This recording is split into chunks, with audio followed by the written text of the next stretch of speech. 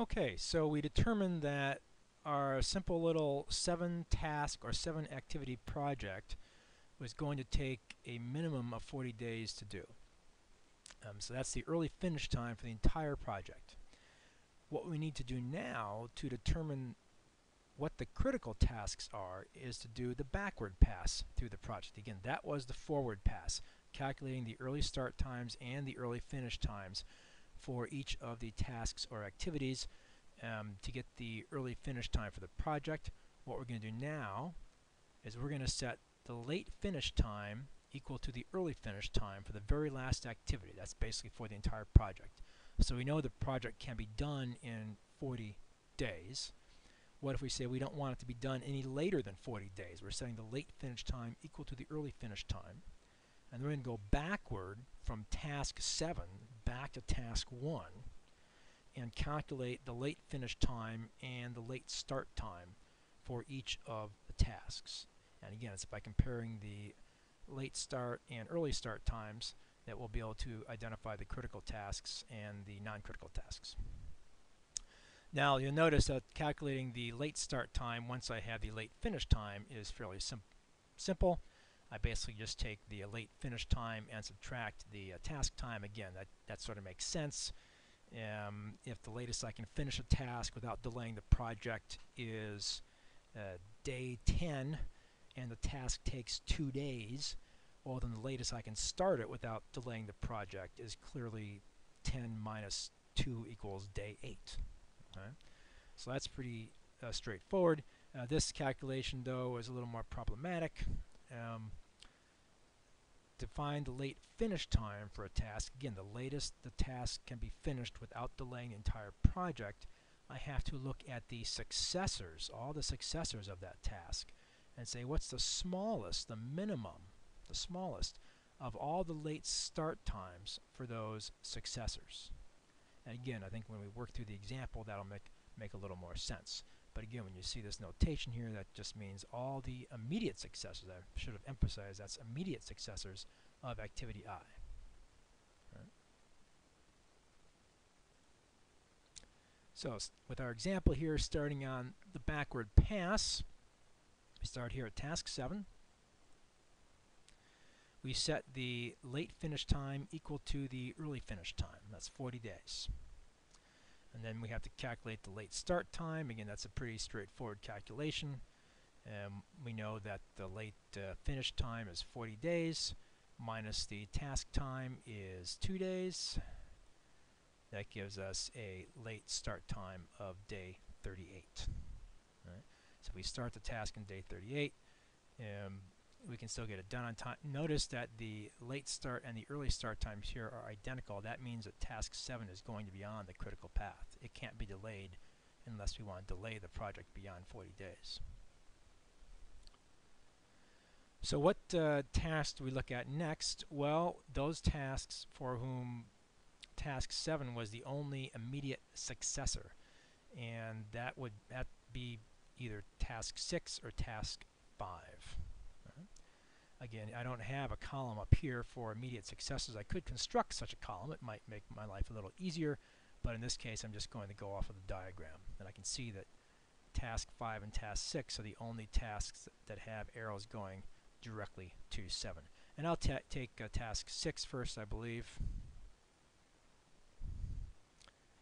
And for task 6, I ask myself what's the late finish time, and I have to look at the smallest of the late start times for all of the successor tasks of 6. Well, the only immediate successor of 6 is 7. So the smallest of all the task times is the task time for, the smallest of all the late start times is the late start time for task 7, which is 38. Right.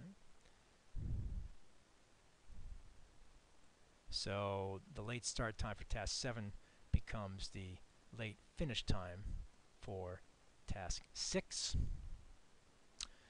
And when I subtract the task time for task 6, which is 8, from the late finish time of 38, I get a late start time of 30. which again is equal to the early start time. So we know that task 6 is also on the critical path. Well, task 5 also had 7 as its only immediate successor. So we know that the late finish time for task 5 is also going to be 38. Right. So here we are looking at the late finish time for 5. Again, the only immediate successor for 5 is 7. And the late start time for 7 was 38, as we saw. So the late finish time for 5 is 38. Task time for 5 is 5 days. So we subtract the task time from the late finish time, and we get 33 as our late start time for task 5. That is, we could start task 5 as late as day 33 without delaying the completion of the project. And you'll notice now that we've got this gap, this 3-day gap between the late start time and the early start time of task 5. So we know that if everything is going according to schedule, we could start task 5 on day 30. But if we were to delay the start of task 5 until day 33, it would still be possible to complete the entire project by day 40. So task 5 is not a critical task. It's not on the critical path. I got 3 days of slack there. Alright, so now I've done the calculations for tasks 7, 6, and 5. And what task do I want to look at next? Well, with 6 and 5 placed, there are the next 2 tasks going left here, going backwards I should say, both had 6 and 5 as immediate successors. So they're both going to have the same late finish time. And that late finish time is going to be the smallest of the early start times for task 6 and 5. I'm sorry, the smallest of the late start times for task 6 and 5. I should look at the equation so I don't misspeak. Okay, so here we are. Here's the equation. Late finish time for task 4, so I'm working on first here, is the smallest of the late start times for all the immediate successors of task 4. Again, the 2 immediate successors of task 4 are task 6 and 5. Here's the late start times for tasks 6 and 5. The smallest of those is 30. That indeed becomes my late finish time for task 4. The minimum of 33 and 30. I then subtract out the task time of 4 days, and I find that my late start time is day 26.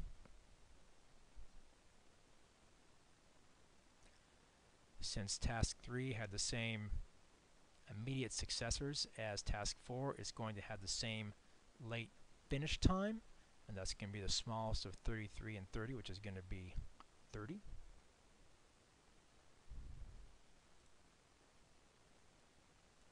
So we see, in comparing those two, we're going to take 30 as our late finish time for task 3. We subtract out here in this equation from 30 the 7 days of time needed to complete task 3, and that gives us a late start time of 23 days. So again, I've got a task here which is not on the critical path. I got 2 days of slack of task 3. Task 3 could take 2 days longer than I thought it was going to without endangering the early completion of the rest of the project. Well, the next task we're going to look at here is task 2. Task 2's immediate successor is 4. And we've already figured out what the late start time is for 4. It's 26, so our late finish time for task 2 is going to be 26. Okay.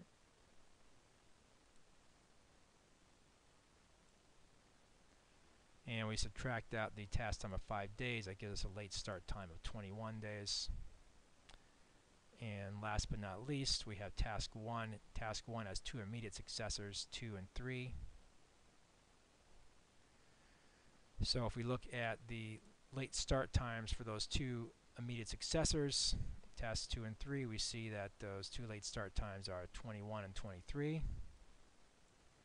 and the smallest of those, of course, the minimum of those is 21. So our late start time for late finish time rather for task 1 is 21 days. We subtract out the task time of 21 days from the late finish time to get the late start time, and not surprisingly, that is 0 for our late start time. So we see from these calculations, not just what the early start and early finish were, we had that in the forward pass, but the backward pass of the critical path method has given us the late start and late finish times, and now we can see which are the critical activities and which are the non-critical activities. I've highlighted the critical activities here in yellow, and they are the ones for which the early start and late start times are identical, or equivalently the ones for which the early finish and late finish times are identical. And they have the slack calculation is therefore 0. On the other hand, if there is a difference, we can subtract the early start from the late start and calculate the slack time for each of the non-critical tasks. So 23 minus 21 is 2, 33 minus 30 is 3. So we have 3 days of slack with task 5 and 2 days of slack with task 3. But most of the tasks that we can see here from the diagram, and I've highlighted it in red, are on the critical path. So now the manager knows what's the earliest time in which the project can be completed. The manager knows what are the tasks or activities that he or she must pay particular attention to, because a delay there, a delay of 1 day on any of these tasks, will delay the project by at least a day. And what are the non-critical tasks, where a delay of a day or 2 may not delay the will not delay the completion of the project. And that's important to know because the manager only has certain resources. So clearly, you want to make sure that most of your resources are on the critical tasks and not on the tasks that are not on this critical path.